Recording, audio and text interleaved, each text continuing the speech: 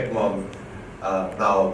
Is Dynatrace asking, Dynatrace as a company, asking now everybody to migrate from Edmond to Dynatrace? No, this is not the case. This is absolutely not what we want you to tell you here.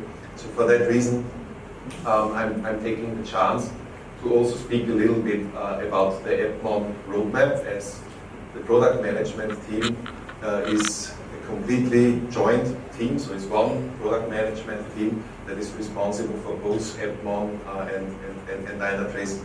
So let's quickly speak a little bit about the future of Edmond before we go back to the Dynatrace topic. So what is coming next in Edmond? This was too quick. So I think everybody should know that there was a major release on Edmond earlier this year, and I hope that some of you are already on Edmond 7.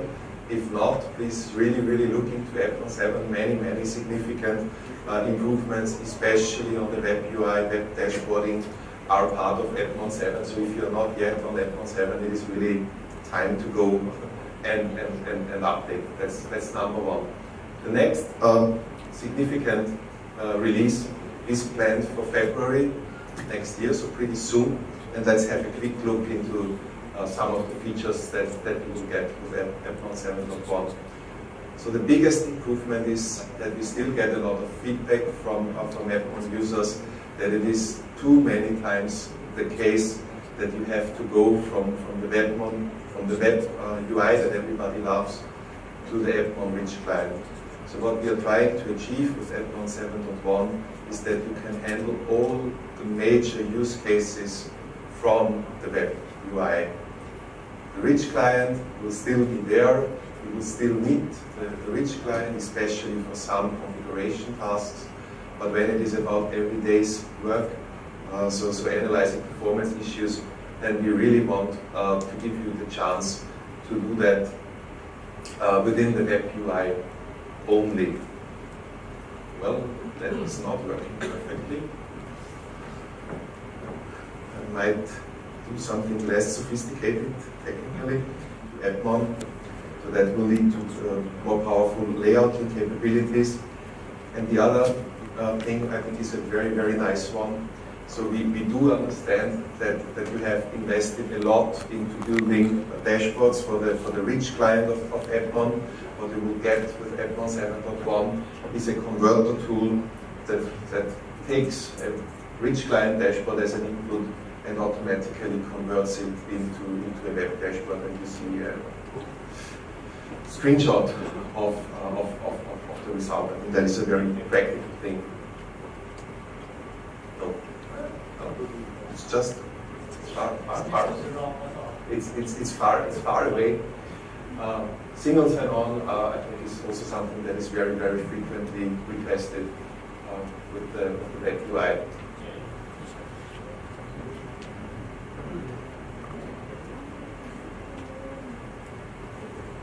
Now what about the situation? Actually, two technically similar but use case-wise different situations that we will address with this improvement. We know that many Edmond customers have environments that are so large that they cannot monitor them with a single Edmond server. Or they have organizational requirements where they need to split monitoring on a single Edmond server into different system profiles. That leads to a situation where it is sometimes very hard to follow a single request that is going into a certain environment that is monitored with a certain Edmond instance, and is leaving that environment then to another environment that is monitored with another Edmond instance. If that happens, you have a hard time today to follow a pure path end-to-end, going from one Edmond server to another Edmond server. So what you will get with Edmond 7.1 is an advanced pure path search capability that helps you following such a request from one server to another server. It will still involve manual work, but it will be possible to do that in case you need it. Even better, what we see coming now is that many of our customers have heterogeneous environments. They have Edmond running, sometimes for many years, very successfully to monitor certain environments. but they start also using Dynatrace to monitor other environments. Then of course the same situation occurs, that you do not have end-to-end visibility all the time. Sometimes pure paths are going from an app monitored environment into an environment that is monitored with Dynatrace.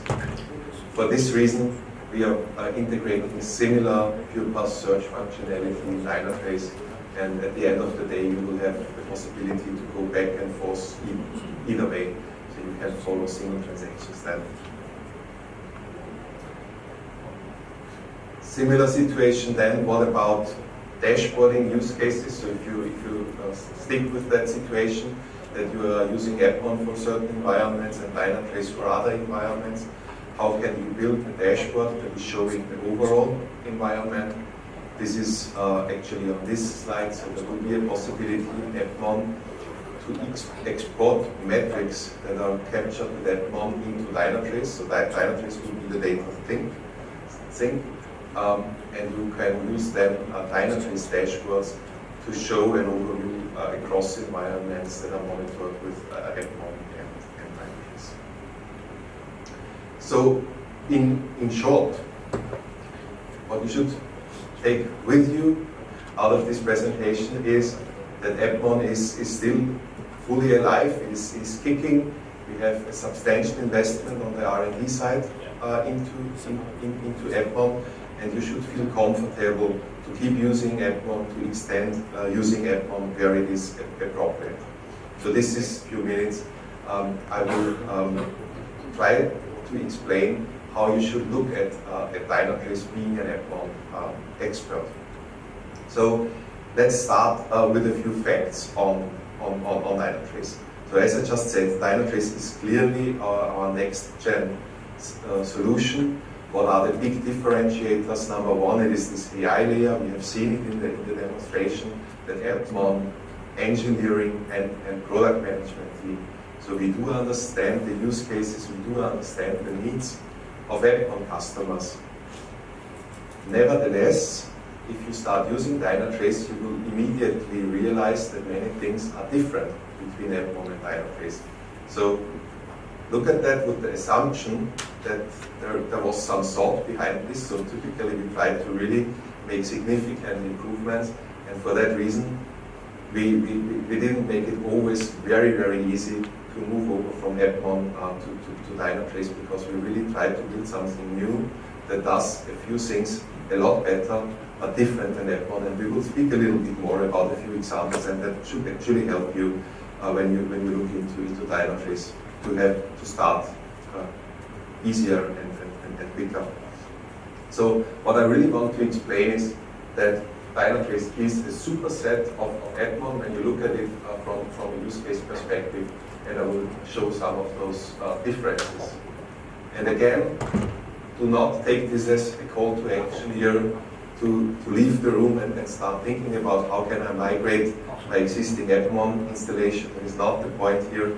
Take that as a call to action to think about what are environments that are not yet monitored today, or that are monitored today with a monitoring solution, with an APM solution that is not state of the art, and use Dynatrace on such environments. That will help you to learn how Dynatrace is working, and if then in the future a point might occur where you really start thinking about consolidating on Dynatrace, that is a fair discussion, and we are ready to work with you on that, but it should not be the starting point.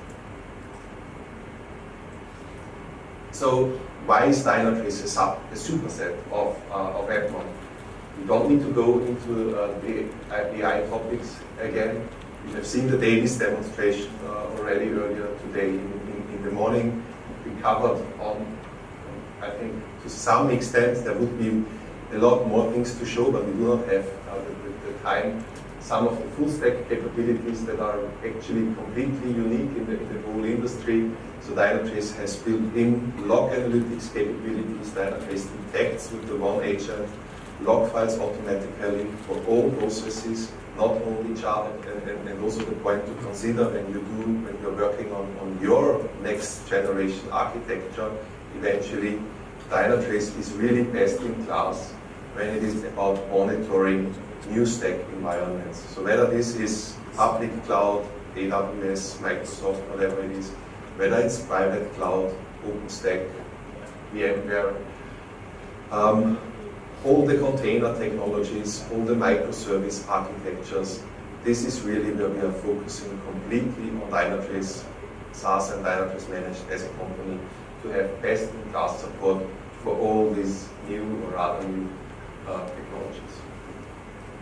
And another differentiator is that Dynatrace has built-in synthetic monitoring support. So Dynatrace as a company has, especially over time, we have quite a few synthetic products, so that might be confusing to you. Dynatrace has actually a brand new flavor of synthetic monitoring built in. Again, if you have invested a lot of time into building tests, synthetic tests, with what is called today Dynatrace Advanced Synthetic, formerly known as GOMES. Don't worry, no need to touch this, but just to let you know, there is a built-in version of synthetic monitoring in Dynatrace, very, very easy to use, and we are investing a lot to make this the future of synthetic monitoring as a part of our full stack monitoring. So we do not look at synthetic monitoring anymore as a single delivery. It always makes sense to look at it together with RAM functionality that was also already presented today. Maybe from a local perspective, it's also good to know that that means that we are increasing our footprint when it is about coverage. You see that coverage, as of today, we have only very few synthetic nodes here in Asia. It's actually only one in Singapore as of today, but by the end of the year, so pretty soon, footprint in the Asian region will be extended, able to monitor this with a single Dynatrace cluster. If you go for the on-prem option, and you will have no scalability issues with Dynatrace anymore, which was sometimes the case with Edmond, as Edmond does not provide such a cluster architecture as we know. Dynatrace also has a built-in multi-environment, or as we sometimes are saying, multi-tenant support. What is that good for? That actually means that if you go again for on-prem, you can do something like building your own APM as a service offering. If you are a large company and you have many departments that need APM, and you don't want to put all of them into a single monitored environment, you can provision different environments, different tenants, and the data will be strictly separated between these environments. Nevertheless, you can all have this on a single cluster. Separation between pre-production or production might be another great use case for that functionality. We will see in the demonstration then a very, very powerful new feature that is coming by the end of the year, which will be called management zones, and I will explain in more depth how this is going to replace system profiles, as they are called today in Epon, and how huge that improvement is. Because system profiles in Epon are having a couple of issues per design that we understand, and this is addressing those problems. So quick slide, not going into details on scalability. The only thing you can easily look all those numbers up in our online help. The thing that you should take with you from here is these are only the things that we are supporting officially without even talking to the lab. So if you have an environment that has 30,000 machines running, you can monitor this with Dynatrace, and in a smaller shop, don't worry, the hardware requirements for smaller environments are very moderate.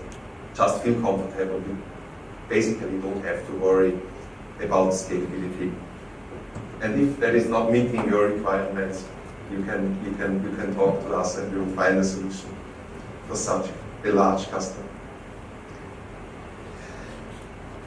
Maybe the most crucial question every time it comes to a comparison So sometimes I still meet people that believe that Dynatrace doesn't have pure paths.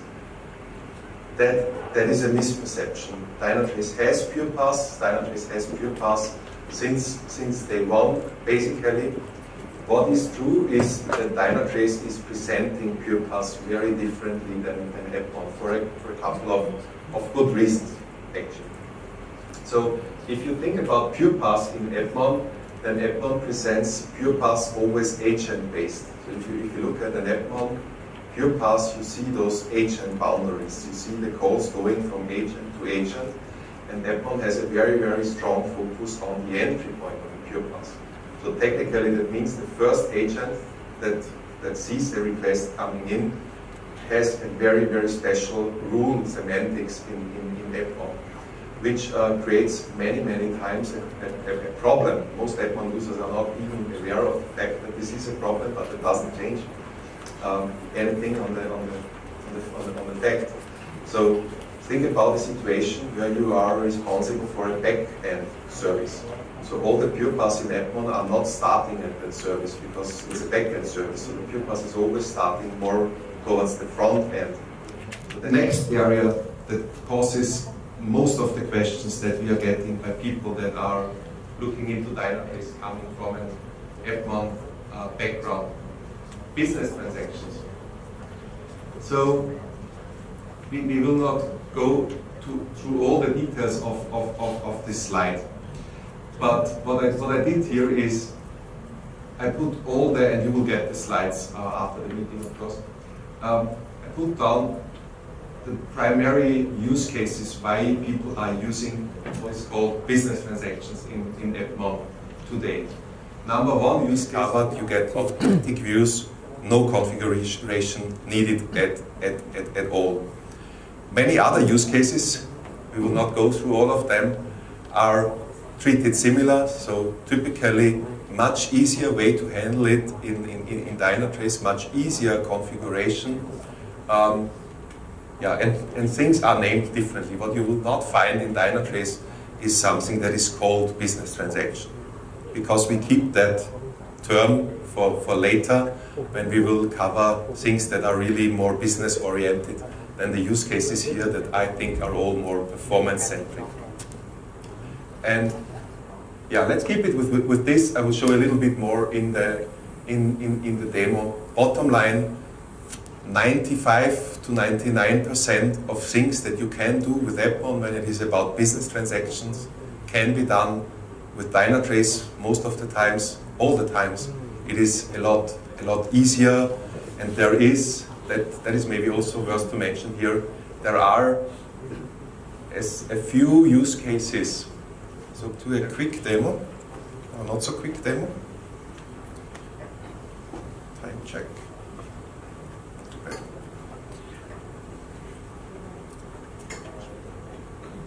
So let's start with the services and pure path topic. So we are looking at a list of services here, and we are not looking at anything here. That is because PowerPoint thinks it's smart. Now we're looking at the list of services. And by looking at the list of services, I want to also cover between the lines a little bit the power of Dynatrace of managing large environments. I mean, what you see here is that this is a long list of services. And it's fair to say this is very likely how your own environments will look like. Modern environments have quite a few of services. So very hard to find something here. This is where tagging comes in. Dynatrace has a very, very cool mechanism of labeling things, of putting tags on things. So what I did here is, I'm showing the most simple scenario that you could think of. I've manually labeled 3 services with Andreas environment here, and I'm using a filter now to show only a certain number of services that are meeting this, that have this tag. That is not what you would do most of the times in practice in a large environment. There are other mechanisms on how you can get labels on things. You can use an API. So if you are deploying a service, you can put a label on that service with an API. We can also read metadata for many modern environments. So let's assume you have Kubernetes to manage a container environment. Then Dynatrace can read Kubernetes variables automatically.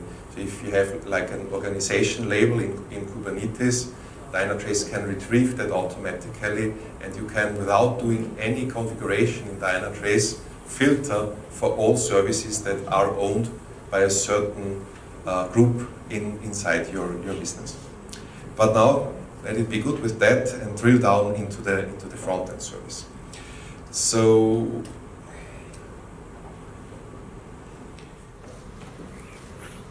just to make sure that we have seen that once. Let's sort them, so that is now basically exactly the same that you would do in app1. And then you see all the different tiers here, and you can also go to a code level view on any service that is invoked, and you really see all the very detailed timings down to single database statements. So that is very similar then once you are down to the individual call to app1. What is now the difference is how these services here in the back are handled. So again, they are all auto-discovered. There is no manual configuration on any of the screens that you have seen so far. So there is no business transaction configuration required to show that credit card service here or that booking service. So let's go to the booking service. And that is now the cool thing. So what you see is that you get exactly the same view than for the entry service, also for the booking service, without any configuration. So if you are owning the booking service, you will start with this view. If you're owning the front-end service, you will start with the other view. And for every service, wherever you start in this very complex hierarchy, you get the same functionality. So I can go from the booking service and ask for a service flow. And of course, as I'm deeper in the hierarchy, that looks a lot easier. I can do also other things. If we remember the first service flow, we have seen that the front-end service was calling the booking service. The question that remains, which is not answered by that technically, is that the only service that is calling the booking service, or are there other services calling the booking service? This is the scenario, 3 different services. It's the front-end service. This is where we started a few minutes ago, but it's also called by the finance service and by another .NET service.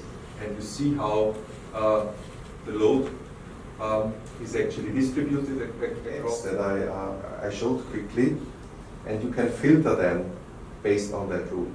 So if you look carefully at the services file here, this is showing now more than 1,000 services, and I think also the database tile and the host tile.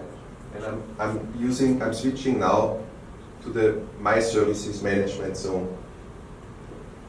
Then you see that the dashboard is automatically filtered. It's only 3 services now and 2 hosts. And okay, so that's what I wanted to show on services. Customer analytics, real user monitoring. Again, we have seen January, but what I can show you is what we are able to do technically.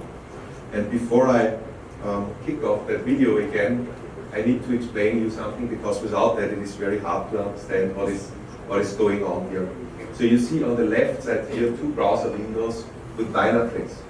And the important thing to understand is you have to abstract from Dynatrace here. You have to think about your own web application or your own mobile application here on the left. We just used Dynatrace as a test harness here to see whether the technology is really working, because Dynatrace is a good example of a very rich web application. So if something is working on the Dynatrace web UI, then we think it is basically working everywhere, because it's very nasty if you think about Smartscape and recording and replaying them. So the left side is the original, that is a real screen recording, and the right side is a replay. So the data is captured here with a JavaScript tag approach, very much like Dynatrace run today. And on the right side, the data captured on the left is replayed. And now let's see how that goes.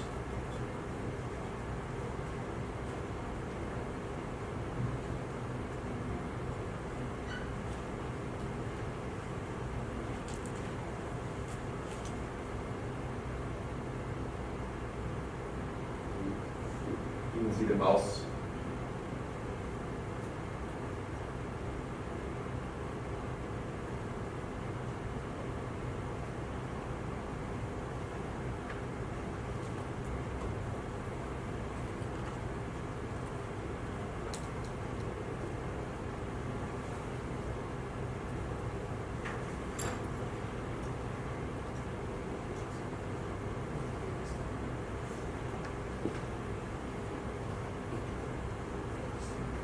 Okay, so I think you get the main point. We are really capturing all the details of the interaction, and of course that is a great thing, looking really cool, and will help a lot troubleshooting certain things. It is not where we will stop. We will add a lot of sophisticated analytics on top of this. But this is what we will not. We will not elaborate on this right now, but we will keep you posted early next year of where we are going to. Yeah, that's what I wanted to share with you today. Thank you.